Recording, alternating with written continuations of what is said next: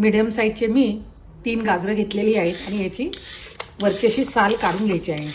गाजराची साल बघा मी अशी काढून घेतलेली आहे। हे वरचं देठ आणि खालचं देठ पण कापून घ्यायचं आहे। आज मी तुम्हाला गाजरापासून एक मिठाई करून दाखवणार आहे। आत्तापर्यंत तुम्ही कधीही मिठाईवाल्याच्या दुकानात ही मिठाई कधी बघितली नसेल। आता याचे बारीक तुकडे करून घ्यायचे आहेत। हे जे मोठे तुकडे आहेत ते सुद्धा मी आता बारीक करून घेत आहे। कापलेले गाजर आहे ते मी आता धुवून घेत आहे। गाजर आता मिक्सरच्या भांड्यात मी घालत आहे आणि हे आपल्याला आता बारीक वाटून घ्यायचे आहे। थंडीच्या दिवसात नेहमी गाजर हलवा खाण्यापेक्षा ही रेसिपी नक्की करून बघा। मीडियम साईजचे मी 3 गाजरं असे कापून घेतलेले आहेत आणि त्याच्यासाठी बघा अर्धा कप साखर घालत आहे।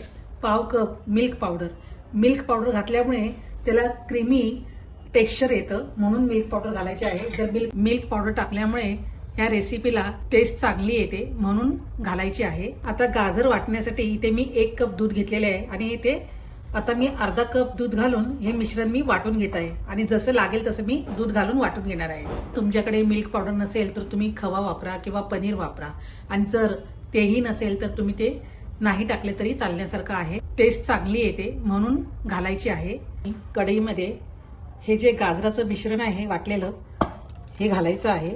याच्यामधलं थोडंसं मिश्रण आहे मी बाजूला काढत आहे। अर्धा कप मी बाजूला काढून घेतला आहे। अर्धा कप रवा घालायचा आहे। बारीक किंवा जाडा सुद्धा रवा घालू शकता। हे मिक्स करायचं आहे। आता मी अजून हे गॅसवर ठेवलेलं नाहीये। गॅसवर ठेवायच्या आधी हे सगळं आपल्याला एकजीव करायचं आहे। 2 टीस्पून साजूक तूप घालायचं आहे। ही कढई मी गॅसवर ठेवली आहे आणि मीडियम गॅसवर आता हे शिजवून घ्यायचं आहे। याला बघा आता उकळी यायला लागली आहे। याचा घट्ट गोळा होईपर्यंत शिजवून घ्यायचा आहे। थंडीच्या सीझनमध्ये गाजर एकदम फ्रेश असतात आणि चांगले सुद्धा असतात, चांगल्या क्वालिटीचे मिळतात। या मिश्रणाचा आता गोळा तयार व्हायला लागला आहे। गोळा तयार होत आला की याच्यामध्ये 2 चमचे मी साजूक तूप घालत आहे। सुरुवातीला पण मी 2 चमचे घातलेले आहे आणि आता सुद्धा मी 2 चमचे घालत आहे आणि हे मिश्रण चांगला गोळा होईपर्यंत परतून घ्यायचं आहे। या मिश्रणाचा बघा आता गोळा तयार व्हायला लागला आहे। हे बघा या मिश्रणामध्ये मी काजू, थोडे बदाम आणि थोडेसे पिस्ते घालत आहे। हे जे ड्रायफ्रूट घातले ते ऑप्शनल आहेत, जर तुम्हाला नको असेल तर तुम्ही स्किप करू शकता।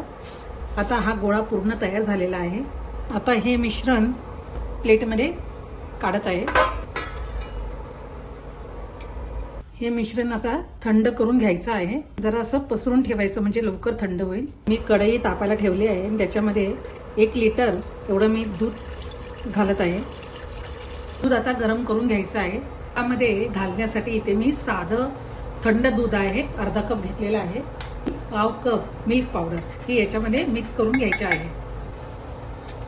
दुधाला आता उकळी आली आहे आणि मिल्क पावडरचं जे दूध केलेलं आहे ते याच्यात घालायचं आहे। पाव कप अमूल क्रीम आहे हेही सुद्धा याच्यामध्ये घालायचं आहे। आता हे दूध आपल्याला थोडंसं आटवून घ्यायचं आहे। जास्त घट्ट करायचं नाही आहे, मीडियम आपल्याला ठेवायचं आहे। 1 लिटर दुधासाठी अर्धा कप इथे साखर घेतलेली आहे, ती सुद्धा याच्यामध्ये घालायची आहे। दूध जास्त घट्ट करायचं नाही आहे कारण हे थंड झाल्यावर थोडं आणखीन घट्ट होणार आहे। याच्यामध्ये मी पिस्ता, बदाम आणि काजू हे मी घेतलेलं आहे। तुम्ही तुमच्या आवडीप्रमाणे याच्यामध्ये ड्रायफ्रूट घालू शकता। तर हे सर्व ड्रायफ्रूट मी ह्याच्यामध्ये घालत आहे। 5 मिनटं आता हे शिजवून घेत आहे। दुधाला आता चांगली उकळी पण आली आहे आणि दूधसुद्धा थोडंसं घट्ट झालेलं आहे। मी आता गॅस बंद करत आहे आणि हे दूध आपल्याला कोमट करून घ्यायचं आहे। हे दूध आता थोडं कोमट झालेलं आहे। गाजराचं जे आपण मिश्रण केलं होतं त्या अर्धा कप होतं ते आता याच्यामध्ये घालायचं आहे आणि मिक्स करून घ्यायचं आहे। एकदम गरम असताना जर आपण हे मिश्रण घातलं असतं तर दूध फुटण्याची शक्यता असते, म्हणून थोडंसं थंड झाल्यावर ह्याच्यात हे गाजराचं मिश्रण घालायचं आहे। मिश्रण थंड झालेलं आहे। थोडंसं तूप हाताला लावायचं आहे आणि तुम्हाला जेवढ्या साईजचे गोळे करायचे असतील तेवढे गोळे करून घ्यायचे आहेत.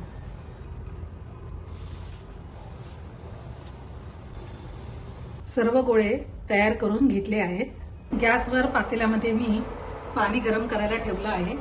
इथे एक चाळण घेतलेली आहे, त्या चाळणीला मी तूप लावलेलं आहे खाली. आता हे जे गोळे आहेत ते आपल्याला उकडून घ्यायचे आहेत.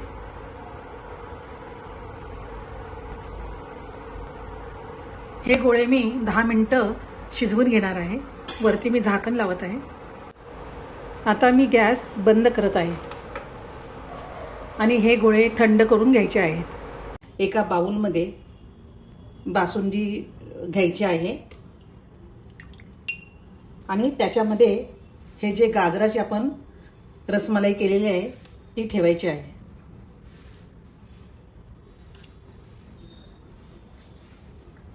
थोडेसे ड्रायफ्रूट घालायचे आहेत.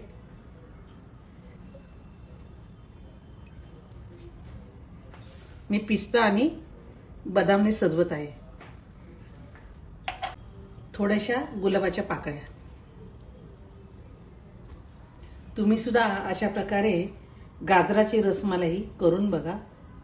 मलाई करताना दूध आहे ना थोडंसं कोमट असलं पाहिजे, नंतरच त्याच्यामध्ये हे गाजराचे गोळे तुम्ही सोडा, नाहीतर हे गोळे ना सगळे विरघळून जातील. तर ही एक काळजी तुम्ही नक्की घ्या.